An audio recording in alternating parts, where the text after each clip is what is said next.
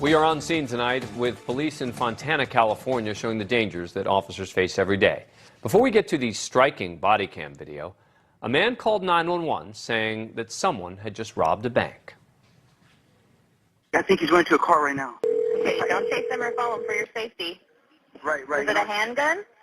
Yes, it was a handgun. He's at the dumpster right now. He's what? Wendy's. He's at a dumpster behind Wendy's right now. As officers responded, the suspect, 45-year-old Travis Terrance, went to a Wendy's in the same shopping center and tried to blend in with customers. Witnesses alerted police, and the suspect ran out of the back door. Police would later learn that Terrance from Indiana had been wanted on 2 felony warrants for bank robbery and for disarming an officer. He was considered to be armed and dangerous. Hey, let me see your hands. Let me see your hands.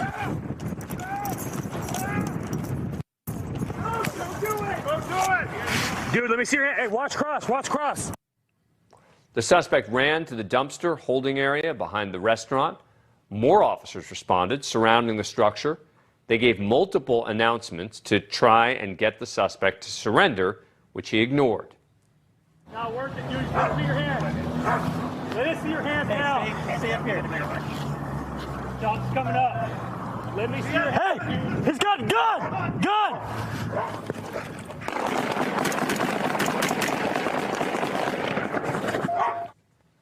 The police department slowed down the video showing the suspect stick his arm from the dumpster area, holding the weapon.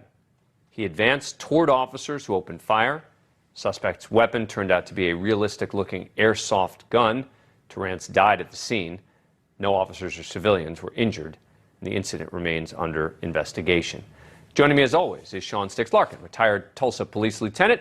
All right, Stix, good to see you. Take me through this. It sounds like, at least at the outset, the suspect wasn't counting on police responding so quickly. Yeah, this suspect, as you mentioned, was wanted for bank robbery. He actually was wanted for 2 separate bank robberies, one that happened, I believe, in November of 2021 and one here in the spring of 2022.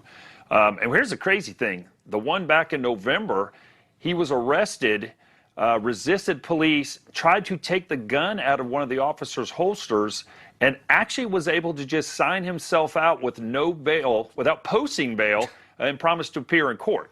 Go on to say he ends up doing another bank robbery, and then this one here.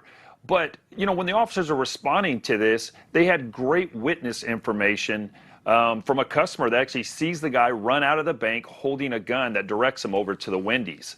When he runs into that enclosed dumpster area, they've basically got him contained in a perfect type of scenario where typically we would try to negotiate with somebody, getting them to come out and surrender. Before I play it again, there was a reference there that one of the officers had watched the cross. You want to explain that to us?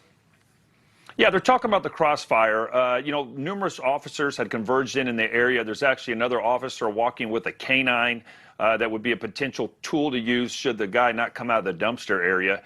And just in the event they're going to have shots fired, which they did, they want to make sure they're not shooting at one another. So anytime an officer's in one of these situations, we're aware of the other officers that have responded as well as citizens that are nearby. All right, so the suspect tried to hide. Police saw him from the sidewalk. Let's take another look at what happened. Let us see your hands now. Stay up here.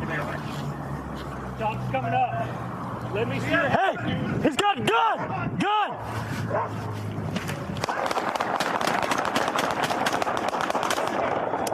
So the suspect runs towards officers who open fire. The suspect's weapon turns out to be an airsoft gun, but no way the officers could have known that in the moment.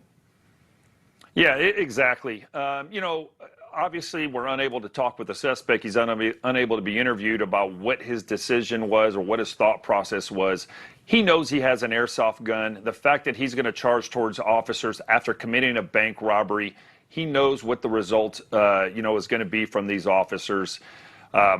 Previously been to prison, wanted for several armed robberies. I'm just going to make a guess. He didn't want to go back to prison, and this is how he chose to go out. But police didn't know it at the time, right? That the suspect's also wanted up for the bank robbery in Indiana, et cetera? Yeah, that's correct. The time that the officers are responding to this, all they know is that an armed bank robbery has happened. They know that this is the suspect. They believe he has a real firearm with him, and that's what they see pointed at them. they are, justified, there to use deadly force to stop what they perceive as a direct threat at them. This happens in a busy shopping center. We saw cars in the parking lot, etc. Guy tries to hide among fast food customers, and that really adds to the potential danger here. Yeah, clearly. As I mentioned before, this guy's done 2 other bank robberies. This is his 3rd. He's not a rookie at this. And again, it goes back to that witness that saw this guy come out and direct him right to where the officers were. With a quick response, they were able to prevent him from getting away.